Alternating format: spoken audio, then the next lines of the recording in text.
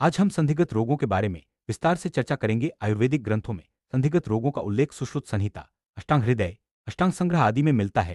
इन रोगों को समझने के लिए नेत्रशास्त्र की गहन जानकारी आवश्यक है। संधिगत रोगों की संख्या 9 बताई गई है, जिनमें पुयालस, साव, पर्वनी, अलजी आदि शामिल हैं। इस वीडियो में हम इन रोगों के वर्गीकरण, लक्षण, संधिगत रोगों का विस्तृत वर्णन आयुर्वेदिक ग्रंथों में मिलता है। सुश्रुत संहिता, उत्तरतंत्र, अष्टांग हृदय, अष्टांग संग्रह, योगरत्नाकर, भाव प्रकाश, काश्यप संहिता, माधव निदान, शार्दूलधर आदि ग्रंथों में इन रोगों की संख्या 9 बताई गई है। इन ग्रंथों के अनुसार पुयालस और साव दो अलग अलग रोग नहीं बल्कि डैक्रोसिस्टाइटिस की विभिन्न अवस्थाएं हैं, इसलिए वर्गीकरण करते समय स्थान, लक्षण, संधिगत रोगों का वर्गीकरण 3 मुख्य स्थानों पर किया गया है: कनीनिका संधिगत, पक्ष्मवर्त्म संधिगत और शुक्लकृष्ण संधिगत। कनीनिका संधिगत में पुयालस, सावपुया साव, सावश्लेष्मा साव, पर्वणी, अलजी, सावरक्ता साव, सावपित्ता साव स्लाश जला साव, उपना आदि आते हैं। प्रत्येक रोग का स्थान, लक्षण और निदान अलग अलग होता है। वर्गीकरण से रोगों की पहचान और चिकित्सा में आसानी होती है।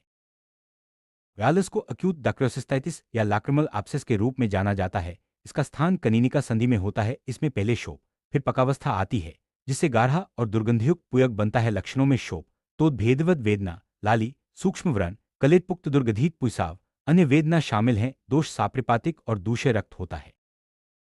पुयालस की 2 अवस्थाएं होती हैं, आमावस्था और पकावस्था। आमावस्था में शोप, तो भेदवत वेदना, लाली होती है। पकावस्था में पकाव, सूक्ष्म व्रण, कलेतपुक्त दुर्गंधित पुइसाव, अन्य वेदना होती है। दोष साप्रिपातिक और दूषे रक्त होता है। निदान में उपना का ध्यान रखना चाहिए। साध्य साधित के अनुसार सिरोवेद द्वारा रक्तमोक्षण प्रमुख चिकित्सा है।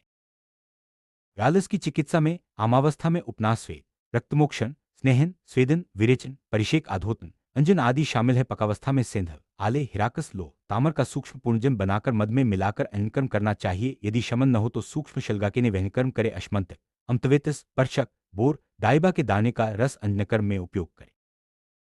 पुयालस की आमावस्था में उपनाह, स्वेद और रक्तमोक्षण की चिकित्सा की जाती है। पकावस्था में अक्षिपाक के अनुसार चिकित्सा, अंजनकर्म और दहनकर्म किया जाता है। सही निदान और चिकित्सा से रोगी को राहत मिलती है। साव को क्रोनिक डैक्रोसिस्टाइटिस या नेत्रनाड़ी के रूप में जाना जाता है। इसमें दोष कनीनिका संधि में प्रवेश कर विभिन्न प्रकार के साव बनाते हैं। साव के 4 प्रकार होते हैं: पुयासाव, श्लेष्मासाव, रक्तासाव, पित्तासाव स्लाश जलासाव। प्रत्येक प्रकार के लक्षण और निदान अलग होते हैं।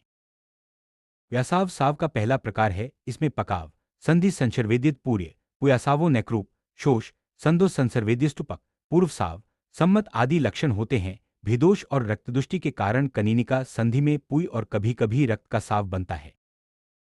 श्लेष्मासाव साव का दूसरा प्रकार है। इसमें श्वेत, धन, पिच्छिल,